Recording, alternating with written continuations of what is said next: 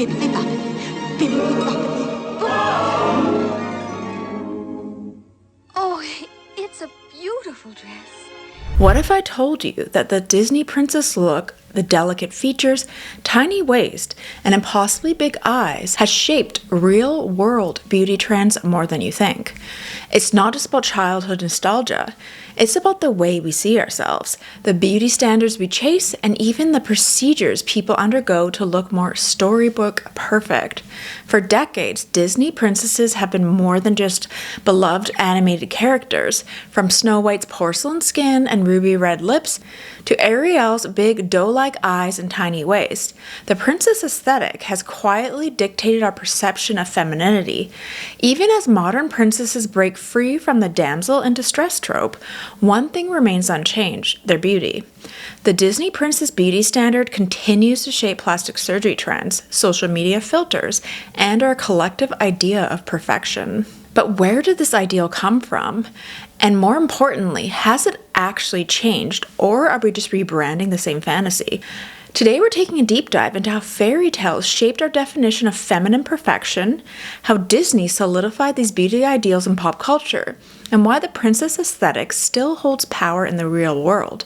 Whether you grew up dreaming of being Cinderella or questioning why every princess looks eerily similar, this video will reveal just how much the Disney princess fantasy still controls modern beauty standards. Let's get into it.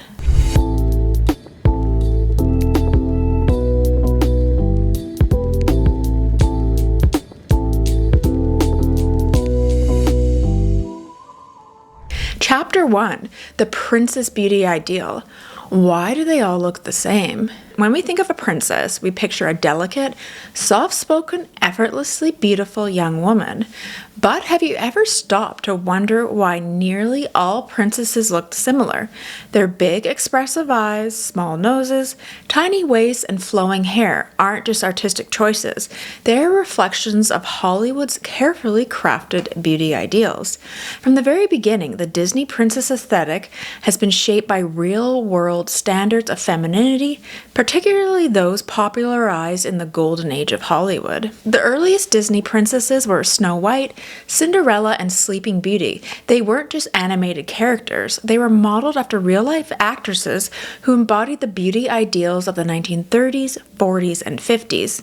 Walt Disney and his animators took inspiration from Hollywood icons like Grace Kelly, Audrey Hepburn, and Ingrid Bergman, who were celebrated for their delicate, symmetrical features and ultra-feminine appearance.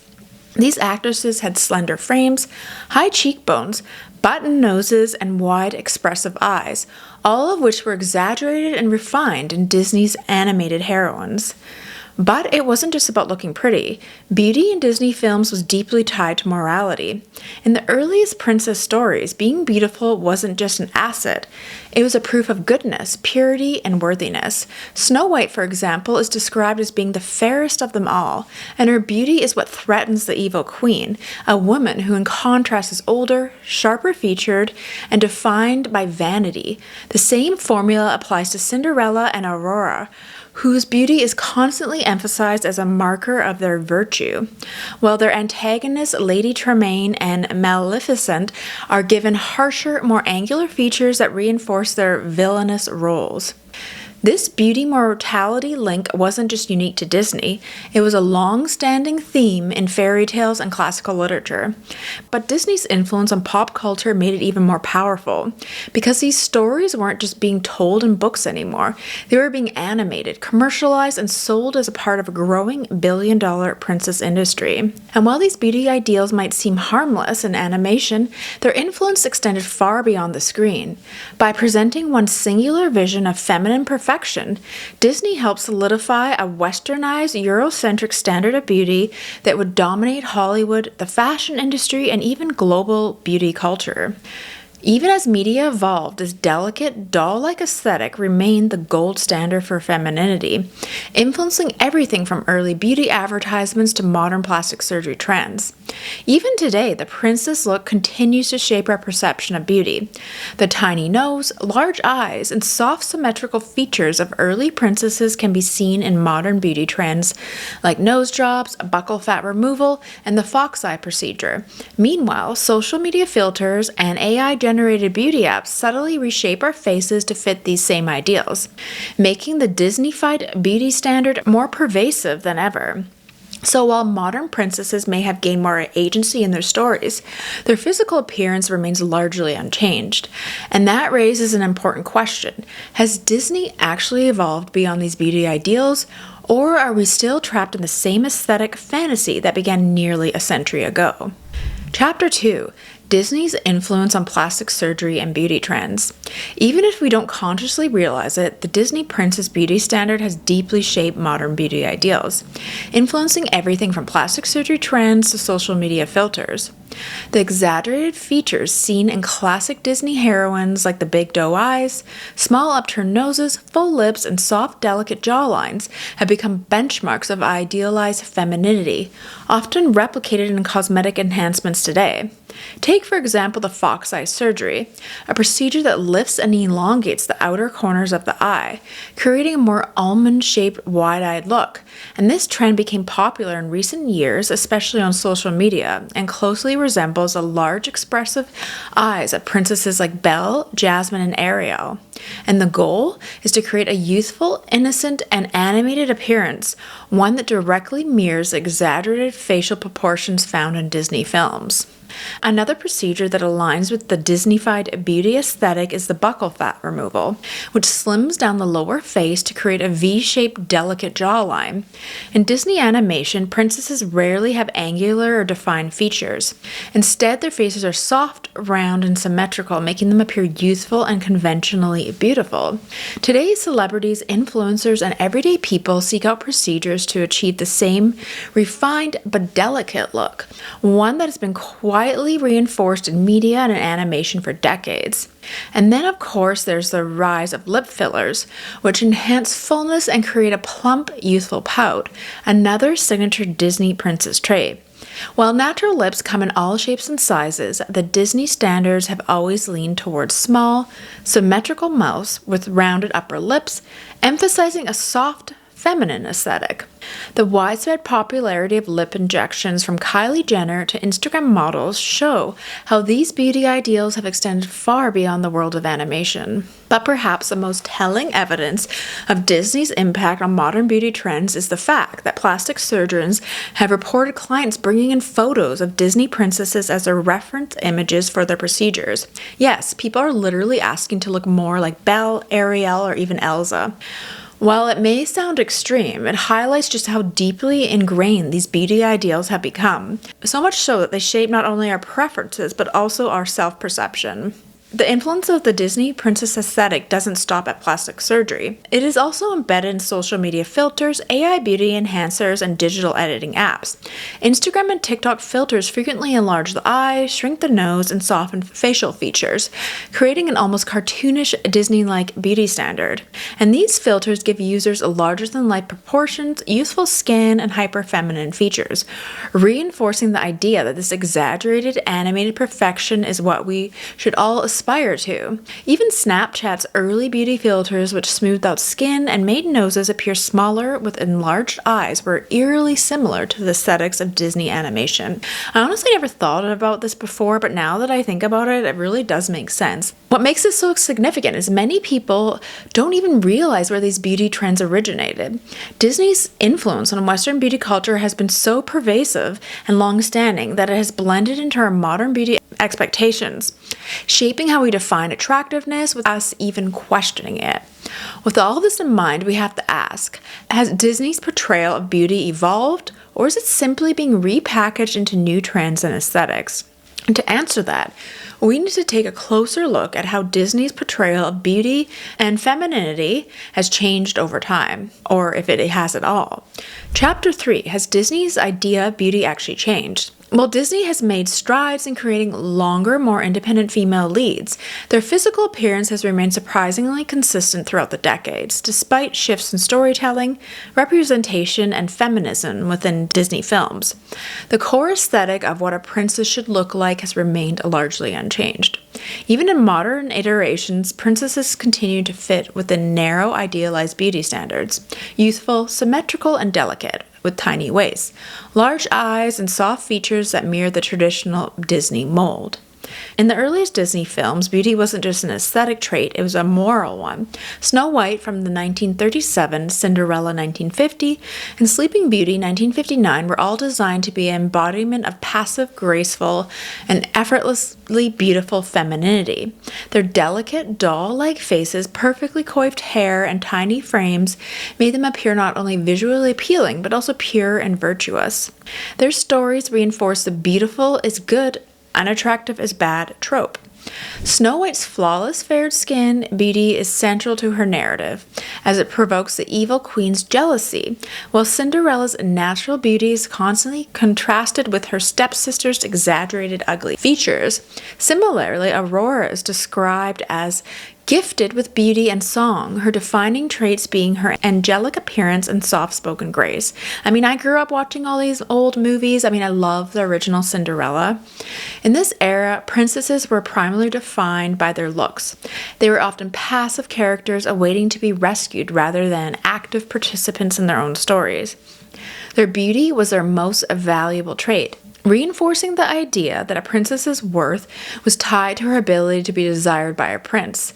By the late 1980s and 90s, Disney shifted towards a more headstrong, independent heroines, but their beauty remained just as important as it was in the classic era. This period was known as the Disney Renaissance, which introduced some of the most popular princesses, including Ariel, 1989, Belle, 1991, and Jasmine, as well as Pocahontas and Mulan.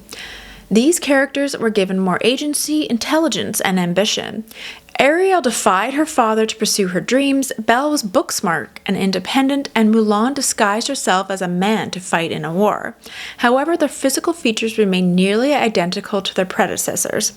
Ariel, Belle, and Jasmine all had tiny waists, big eyes, full lips, and conventionally attractive facial features. Even Pocahontas and Mulan, who represented non-Western cultures, were drawn with delicate, Eurocentric features, particularly in terms of their small noses and symmetrical faces. While their personalities expanded, their beauty remained untouched. This era still pushed the idea that a princess could be smart, rebellious, or adventurous as long as she was also beautiful. I do love the original Beauty and the Beast, I'm not gonna lie. That is one of my favorite Disney movies. And by the late 2000s, Disney made more visible efforts towards diversity and stronger female narratives. Films like The Princess and the Frog, Brave, Moana, and Frozen introduced princesses with more varied ethnic backgrounds, cultural influences, and stronger individual character arcs. Tiana became Disney's first black princess, marking a major milestone in representation. Merida defied traditional beauty standards by rejecting makeup, refusing to marry, and focus on independence rather than romance. And Moana showcased more athletic and realistic body types, moving away from the delicate, ultra-thin waist of past princesses. Elsa was one of the first Disney princesses whose story did not revolve around romance at all. I do kind of like the good old-fashioned, princess and prince romance, I'm not gonna lie. And however, even with these progressive changes, the fundamental elements of Disney's beauty standards have remained intact. While Moana's body type is slightly more athletic, she still possesses the same exaggerated facial features as her predecessors' big eyes and small nose, and symmetrical, delicate facial proportions. Even characters like Elsa and Anna, who deviate from traditional romance narratives, still fit within the standard of Eurocentric princess molds. Most notably, despite an increased focus on cultural representation, Disney has yet to introduce a plus-size princess or any other people that are slightly different in terms of maybe even being disabled physically, or a princess over the age of 25. While recent Disney films have made efforts to diversify personalities and backgrounds, they have not significantly changed the aesthetic ideals of what beautiful princess should look like. They're losing a ton of money apparently, so maybe they're going too far in some realms with it, because it seems like no one's watching any of their movies anymore. Apparently the new Snow White, I mean, I haven't seen it, bombed really bad, but it could just be bad storytelling too. So who knows? I honestly don't really watch Disney movies anymore. I mean, I like the original Toy Story, some of those, but I mean, who knows why it's truly bombing and not the same. Well, Disney deserves credit for expanding representation and giving princesses more complex and empowering narratives. The visual formula for what makes a princess beautiful remains largely unchanged. Even in films that emphasize strong, independent female leads, beauty is still portrayed as effortless, youthful, and hyper-feminine. Disney has introduced princesses with different skin tones and cultural backgrounds, but their facial features remain largely standardized to match a soft, symmetrical, and conventionally attractive look. So are we truly moving beyond the Disney princess beauty standard? Or are we just packing it in a way that feels more modern? While we may see more diverse princesses in the future, until we see a true departure from the Eurocentric hyper-feminine beauty ideals, the Disney princess mold will remain intact. The question now is, are audiences ready for a Disney princess that looks completely different, or are we still clinging to the same fantasy that began nearly a century ago? Chapter 4, The Fairy Tale Effect. How the Disney princess look shaped real-world beauty ideals. And the Disney princess beauty standard is more than just an animation style. It's a cultural force that has shaped real-world beauty expectations. While many assume Disney simply reflects existing beauty trends, the truth is more complex. Over the decades, Disney has not just mirrored societal beauty ideals, but also reinforced and popularized them. The exaggerated, idealized look of Disney princesses' wide eyes, delicate features, tiny waists, and flowing hair has influenced everything from childhood toys to high fashion, advertising, and even cosmetic surgery.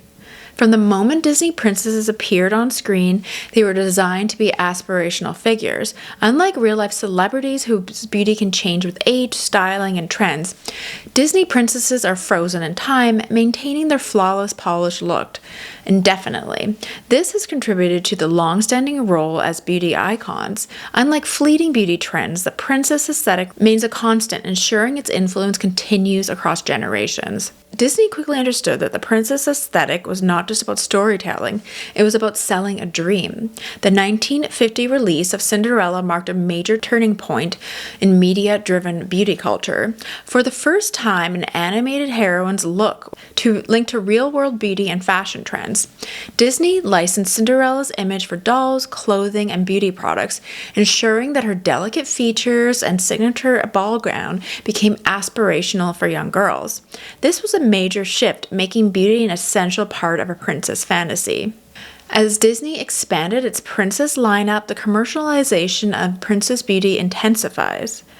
By the 80s and 90s, Disney princesses were no longer just animated characters. They had become full-fledged fashion and beauty icons. Beauty brands began partnering with Disney to create makeup collections, fragrances, hair care products inspired all by princesses, reinforcing the idea that the Disney aesthetic was not just fictional, it was something to aspire to in real life. And the trend continues today. High-end beauty brands like MAC, ColourPop, and Besame Cosmetics have released Disney princess-inspired cosmetic collections. The messaging behind these collaborations remain the same. To look like a Disney princess heroine is to embody the ultimate feminine ideal. The commercialization of the princess aesthetic has kept it relevant, ensuring that it remains deeply ingrained in beauty culture. It's not just children who have internalized the princess beauty standard. Over the years, fashion designers, models, and celebrities have all played a role in keeping the Disney aesthetic relevant. Throughout the 20th and 21st centuries, high fashion frequently referenced the Disney princess silhouette. Designers like Dior, El Sab, and Valentino have created gowns inspired by Cinderella, Belle, and Aurora, reinforcing the idea that princess beauty represents the pinnacle of elegance. Even today, red carpet culture is filled with celebrities embracing fairy tale beauty. Voluminous ball gowns, soft curls, delicate makeup, and a dreamy aesthetic reminiscent of Disney's most iconic heroines. Beyond high fashion and couture, mainstream fashion has also borrowed from the princess look. The rise of ultra-feminine aesthetic in fashion, such as the coquette trend and ballet core, mirrors the delicate hyper-feminine style long associated with Disney princesses. Whether intentional or not, the hallmarks of the princess aesthetic, flowing skirts, pastel color palettes, and delicate jewelry, and a soft romanticized femininity continue to define mainstream beauty trends. And perhaps the most surprising impact of the Disney princess beauty standard is its influence on cosmetic surgery trends. While women have always pursued beauty enhancements, the features most commonly requested in plastic surgery today are the larger eyes, the smaller nose, fuller lips, and sculpted cheekbones, which closely resemble the exaggerated proportions of a Disney princess. Many plastic surgeons have noted that patients will bring in photos of the Disney princess or AI-generated images modeled after the animated features as inspirations for the procedures. While this may seem unusual, this reflects how deeply ingrained the princess aesthetic has become in pop culture. The repetition of these beauty traits in childhood media, fashion, and social media has trained many to see them as the ultimate standard of beauty. Some of the most popular cosmetic procedures that align with Disney-inspired beauty ideals include the fox eye surgery, the buccal fat removal, and the lip fillers. And the fox eye surgery, a procedure designed to lift and elongate the outer corners of the eyes, creates an almond-shaped animated look similar to Jasmine or Belle. The buccal fat removal slims the lower face and enhances a delicate, soft jawline, rounded features of a princess like Ariel or Cinderella, and then the lip fillers and the nose job are also commonly sought to achieve the button nose and the full, youthful lips, two defining features of nearly every Disney princess. And social media has heightened the influence of the Disney-fied beauty. All of the social media apps regularly feature filters that enlarge the eyes, smooth out imperfections, plump lips, and contour facial features, making users look closer to a stylized princess-like ideal. And these filters, whether consciously or unconsciously, reinforce the notion that the exaggerated beauty traits of Disney princesses are most desirable.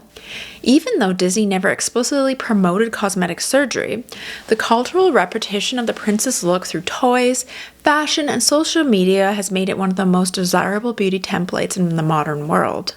Despite shifting beauty standards, the Disney princess aesthetic remains one of the most powerful and recognizable beauty ideals in the world. But why? Because it was never just about the movies. It was embedded into every level of beauty culture. And throughout marketing, fashion, social media, and even cosmetic trends, Disney has ensured that its beauty standards remain both nostalgic and aspirational. And the princess look is not just a passing trend, it's a carefully cultivated brand that continues to shape how society defines feminine beauty. Even as conversations about body diversity and more inclusive beauty ideals grow, the princess aesthetic continues to evolve rather than disappear.